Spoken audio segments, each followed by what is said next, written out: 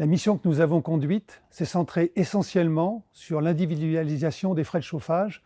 D'abord parce que l'ADEME a démontré, au travers d'une étude qu'elle a menée, que ce dispositif, à l'échelle européenne, a montré comment est-ce que nous pouvions avoir entre 15 et 20% d'économies avec ce dispositif-là. Ce dispositif fonctionne particulièrement bien parce qu'il joue sur les comportements individuels qui permettent d'ajuster sa consommation en fonction de ses besoins. Et aujourd'hui, ce que l'on constate, c'est que seuls 30% des immeubles se sont équipés de dispositifs d'individualisation des frais de chauffage.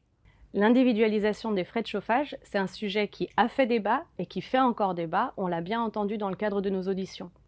Néanmoins, dans le cadre du changement climatique et de son accélération, dans le cadre également d'une hausse massive des prix de l'énergie, notre objectif aujourd'hui, ça n'est pas de remettre en cause la loi, mais bien de chercher les leviers d'accélération de son application et de sa mise en œuvre concrète. Ce qu'on pense également, c'est que si on mesure mieux les résultats, alors l'individualisation des frais de chauffage pourrait être un dispositif qui pourrait être financé dans le cadre des certificats d'économie d'énergie, puisqu'il participe aux économies d'énergie réelles. Dans ce contexte, nos recommandations visent donc d'abord à un suivi et à un contrôle fort de la part des ministères.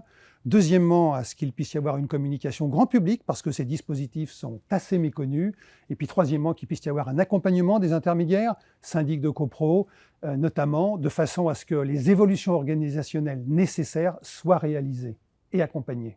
En conclusion, nous voulions insister sur la complémentarité entre l'individualisation des frais de chauffage et la rénovation énergétique des bâtiments, et donc en fait entre le comportement des ménages à l'intérieur des bâtiments et la qualité et la performance intrinsèque de l'enveloppe. Donc vraiment, les deux mesures sont complémentaires et doivent s'appliquer en même temps.